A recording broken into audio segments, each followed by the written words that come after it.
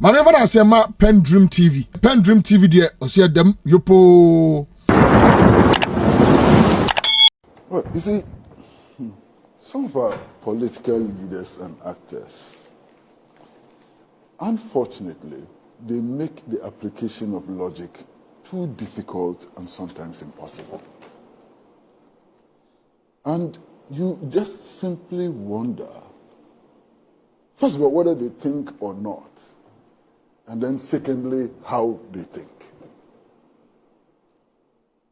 Let me start off by saying that Microsoft and all of those organizations which Honorable mentions, their operations are not guided by the Constitution of Ghana.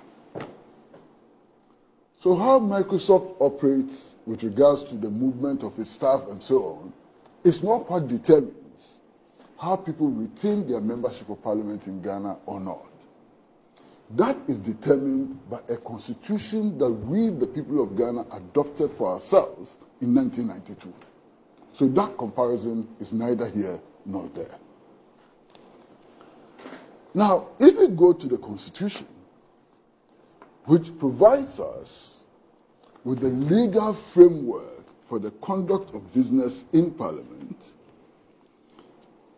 it is so clear that even this clamor for interpretation by the Supreme Court and so on is absolutely nonsensical. Absolute nonsensical.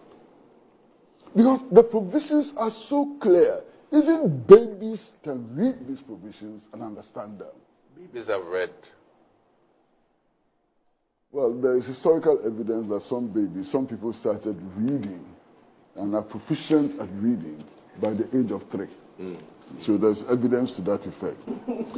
So even those babies, if they were to take this constitution and read it, they would understand and would not be calling for interpretation from anywhere.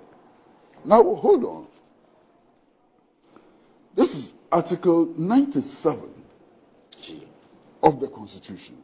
And Article 97G states clearly that a member of Parliament loses his or her seat if he leaves the party of which he was a member at the time of his election to Parliament to join another party or seeks to remain in Parliament as an independent member, or H, if he was elected a member of Parliament as an independent candidate and joins a political party.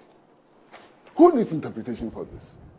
You must be a dunce, complete dunce, to need interpretation for this.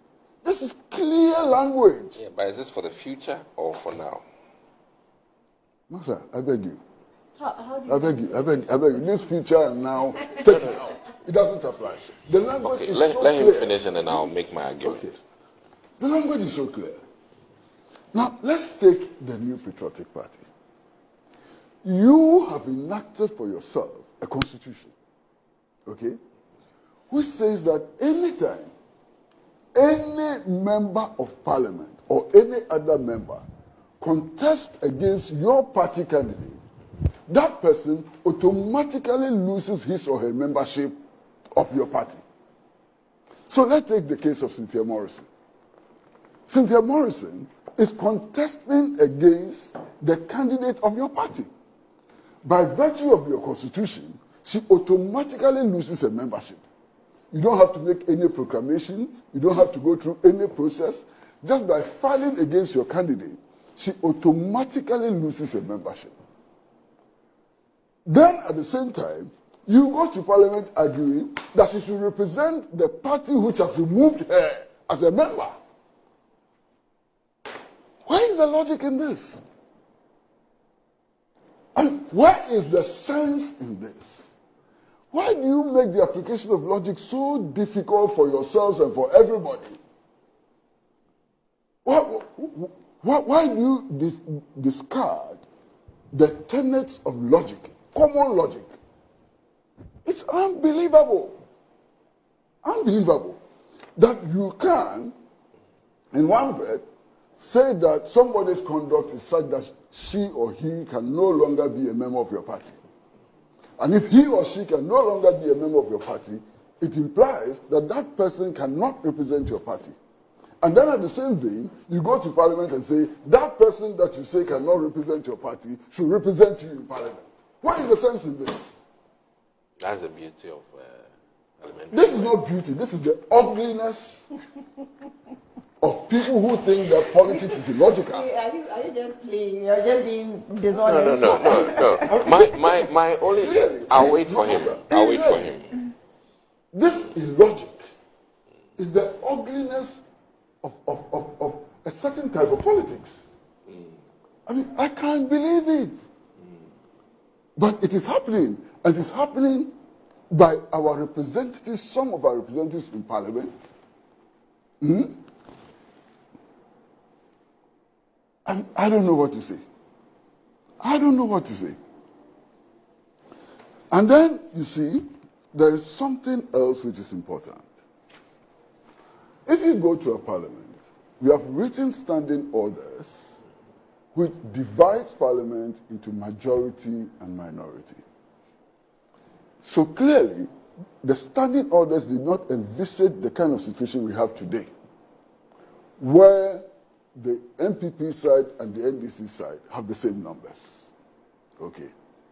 So when we had this situation, what needed to be done was a reconfiguration of the standing orders, rewriting of the standing orders in order to reflect the current situation. Instead of doing that, somehow, the speaker still wanted to maintain this regime of minority and majority and so on, and went into some kind of circus in order to determine a majority and a minority. That's where the problem starts from. Because in this parliament, there's no majority, there's no minority. Equal numbers. Now, the Femina MP somehow was made to join the new patriotic party group in order to give them majority. The ruling government. No problem. But if you look at the tenets of this constitution, its real meaning and so on, that action by the speaker was wrong. Because if the constitution says that if an independent member of parliament begins to act for any party and so on, that person must lose his membership, it implies that no independent member of parliament can become part of minority or majority group. But because of maybe a sheer laziness, the fact that we did not want to rewrite the standing orders, the fact that we did not want to deal with this new situation which confronted us and so on, we went through these processes and declared a majority side and a minority side. And that's what we're suffering from. Wow. Now, if you apply this constitution, stricto sensu, those 4 members of parliament cannot continue to hold themselves as members of parliament. Okay? And if they cannot continue to hold themselves as members of parliament, the numbers change in a significant way. The numbers change, and indeed the speaker cannot be wrong. Now, the other thing which is important is that you hear people say that the Supreme Court actually, threw out the decision of the speaker. It's not true. The Supreme Court simply said that we are charged with responsibility for interpreting the Constitution. We have not interpreted the Constitution yet. Okay? We are going to interpret the Constitution. Until such time that we have interpreted the Constitution, the Speaker cannot or must not enforce his decision to remove people from Parliament. So it is possible that in the final analysis, the Supreme Court will come to uphold the position of the Speaker. It is possible. In the realm of possibility, the Supreme Court can come and say the Speaker was right. Reaffirm the position of the Speaker. So all this is about the Supreme Court, invalidated the decision of the Speaker and so on. Where is it coming from? Yes, sir. Now, all of this that has happened, what is the effect? The effect is that parliamentary sittings remain suspended. Unfortunately. Well, if you like. But if it's unfortunate, who caused it? If it's unfortunate, who caused it? Okay? Now, that means that government business cannot be conducted. There are many, many aspects of government business which cannot be conducted. First of all, this government that is in love with seeking loans can no longer seek loans without parliamentary approval. Okay, that's one. Two, it cannot do any international transaction because Parliament is not sitting. So there are so many things that this government is stopped from doing. So by this decision, to indefinitely suspend the sittings of government has been disabled, substantially disabled. Okay? Who benefits from this? The people of Ghana suffer for it. Government is unable to carry out its duties and so on. Parliament itself is constrained in many aspects. Yeah, economically. So what have you guys done?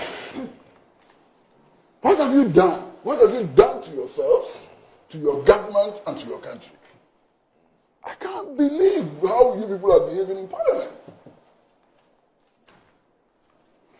Anyway. So back to my... And the worst part of it, the worst part of it is this jungle welfare attitude to parliamentary politics. The Speaker has taken a decision. We've gone to Parliament to secure an injunction. Parliament is reconvening. You've gone to the Supreme Court. Supreme Court, to secure an injunction of some sort. Parliament is reconvening. And then you mobilize your members to Parliament to go and do what? Those members you bash to Parliament, what were they supposed to do in Parliament? Those members that you deliberately spent resources to bash to Parliament House, what were they supposed to do there? To beat the Speaker up? No. Or to do what? No, I think they came as observers. How? To observe what? That's my thinking. Did you see what was posted on your media outlets? No. That they should mass up in Parliament as part of some campaign effort, and they should bring their campaign equipment. What did that mean? I mean, look, you guys take this country for whatever. I must tell you that this democratic dispensation that we have came as a result of struggles. People died to get this constitutional order. It was not easy. People died in this country in order to achieve this constitutional order. People were imprisoned. They lost their liberty in order to achieve this constitutional order. Unfortunately, many of you who are misbehaving in the political space made no contribution to that struggle.